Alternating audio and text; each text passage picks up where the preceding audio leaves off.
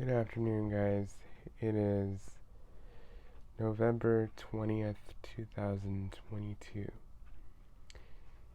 On this video here today, I want to talk about a few things, few common misconceptions on cerebral palsy. Now,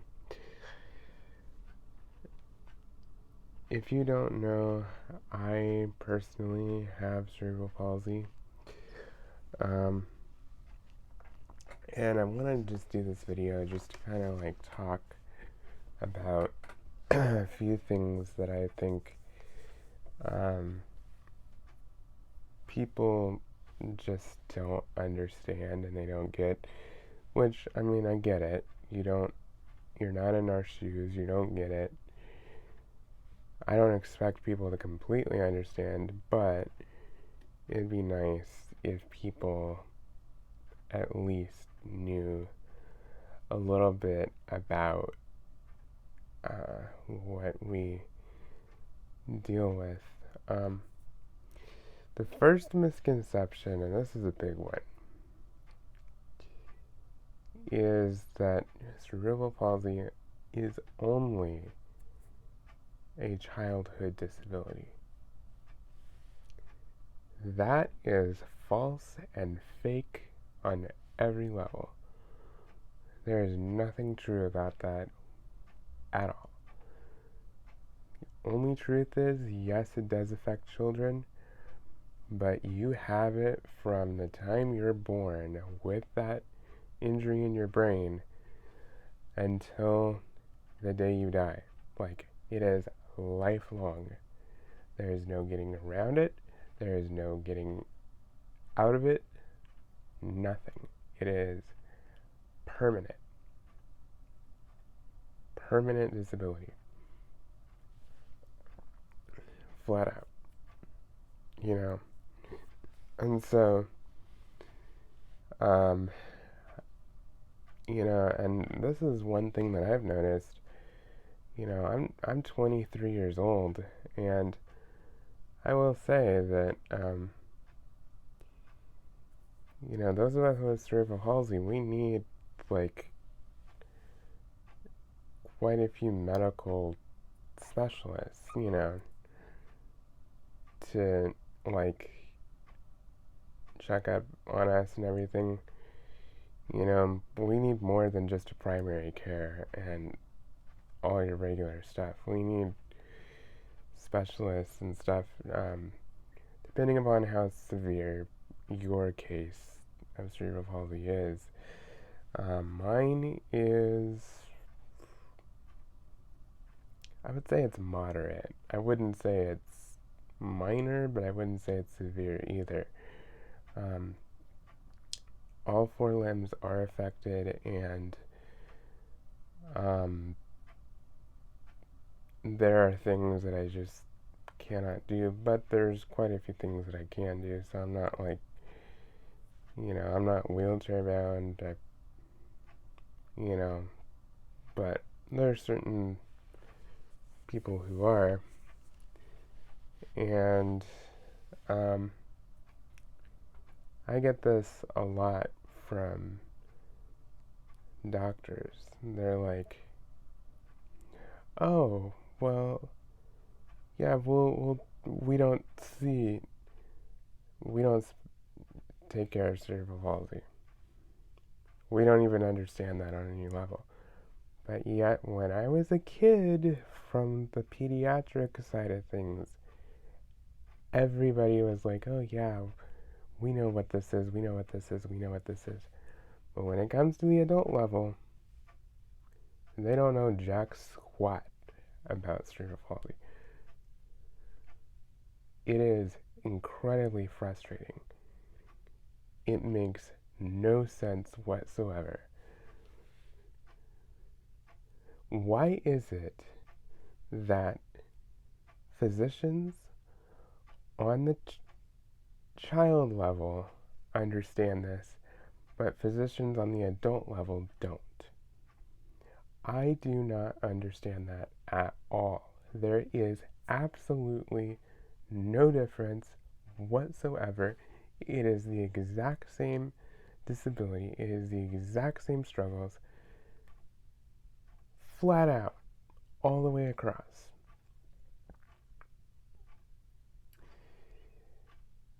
Now, the next misconception is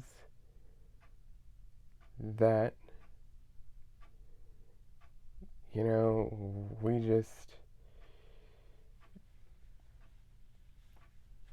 we don't really know how to live life.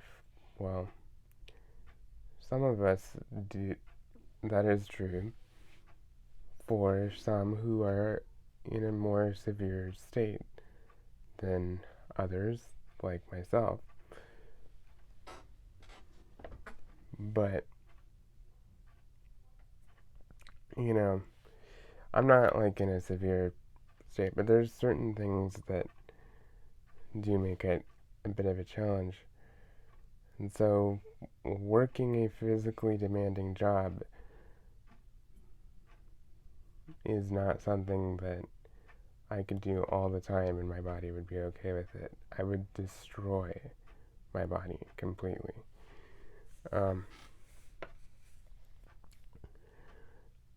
Next one is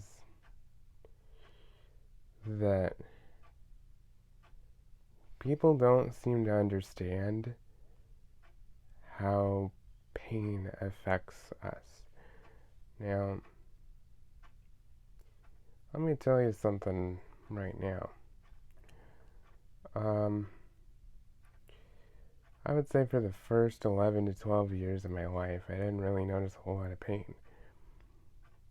But from the age of 12 until now, I have had constant pain in my hip, pain in my lower back, pain everywhere. And it depends, it's just chronic pain. Like, there's always some level of pain, and there are days where it's worse and days that it's not so bad. It just depends. And unfortunately, that's just part of dealing with cerebral palsy. And, I've had a lot of people say, well, you're young, why are you complaining about pain, Mom? Well, first of all, you don't understand my situation. And secondly, according to some of the doctors that I've talked to, at least with me personally, they say that I have double the amount of wear and tear on my joints and muscles for my age. So, I'm in my 20s. They say I have about as much wear and tear as someone in their 40s. Yeah. Those of us with cerebral palsy, our bodies age much faster and differently. Not cosmetically, like, you don't see, like, I think we age pretty much just like everybody else, cosmetically, like with skin and hair and stuff like that. But, like, internally, the stuff that you don't see, the joints, the muscles, the, all of that, I have a lot of pains that somebody who's in their 40s or 50s has by now. And I'm only 23 years old. So, yeah, pain is a real thing. It doesn't matter if you're young, old, doesn't matter. I mean, especially with cerebral palsy, because my muscles have to work twice as hard as everybody else's to just stand, to just do basic tasks. Now, I don't think about it because it's the only way that I have ever known. So I have no clue what it's like for somebody who doesn't have cerebral palsy. I have absolutely no clue what that's like whatsoever. None. So I couldn't tell you what the difference is because I don't know any different. Now, another misconception is that, oh, well, you're just, you just don't want to eat and you're just lazy and all this stuff. Now, I'm not saying this is for everybody with cerebral palsy, but in some severe cases, those with severe cases of cerebral palsy, they can't eat. They can't physically chew, take bites, eat anything. They can't take in food orally. Some have to have a feeding tube. Some have to have certain supplements. Some have to have certain devices that help them with that. Me personally, thankfully, I do not have to have any of that. At least not yet, not right now. But I do struggle with eating full meals. Okay, my portions are small compared to what most people would think of an actual portion. Now, I'm not saying that I have, like, not enough to eat, but my body can't digest food as quickly as most people can. I can't eat 3 full meals in one day and not feel like garbage. If I eat a full-on breakfast, a full-on lunch, and a full-on dinner, I will feel like absolute crap all night and all day the next day.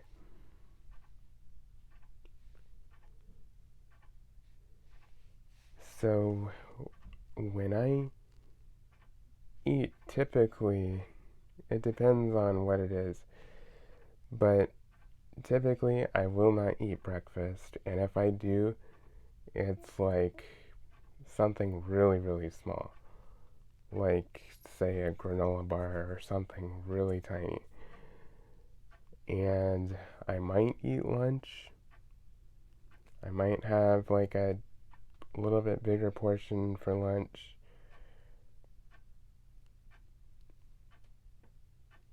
And then dinner, I might have something decent for dinner. Not always. But if I know I'm going to have a bigger dinner coming up that day, I don't eat very much at all leading up to that. At all. Like, maybe just very, very little so I can actually, like, have something in my stomach so it's not, like, just eating itself. But it takes quite a while. And the other thing is, for me in particular, I don't know if it's for everybody with cerebral palsy, but for me, I personally need to go to bed, like, on a fairly empty stomach, like, fairly low amount of food in my stomach, because if I go to bed feeling full and stuff, I just feel like crap and I do not sleep. It drives me crazy. And so that's another thing, because people are like, well, why don't you eat? It's so, well, my body is different, you know? And I will tell you that I don't like to, I mean, food kind of bores me and it drives me crazy because it like wears me out. And chewing things like steak, chewing really big, hard things, it wears out my jaw. It takes a lot of energy. And I will say that doing many, many, many different tasks, those of us with cerebral palsy, at least in my case, because my muscles are always firing and doing things and always working double what apparently most people do. I burn off so much energy just to stand. I burn off so many calories and so much energy just to do just about anything burns twice as much energy as most people. And that includes eating food. That takes a lot out of me. It really does. It wears me out. It doesn't interest me. I don't really like it all that much. I mean, I enjoy the taste of food and I enjoy stuff like that, but like what food actually does inside my body, I don't like that. It takes a lot out of me. It really, really, really does. And so, you know, it's just, there's so many different misconceptions, and, you know, like I said in the beginning, it doesn't just affect children. You know, this disability that I have, this cerebral palsy, was with me when I was born, and it's going to stay with me until I'm,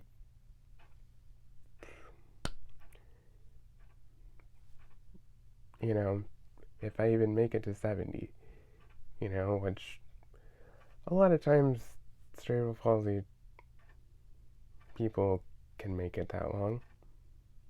But some severe cases, you know, they don't make it that long. Some severe cases, you know, the max is like 30. But, you know, you never know. So, anyway, I just wanted to get on here and talk about that because I'm telling you, it's getting really frustrating just seeing all the misconceptions, all the assumptions, all the misunderstandings. And again, I don't expect people to completely understand, but I want people to be aware because not everything that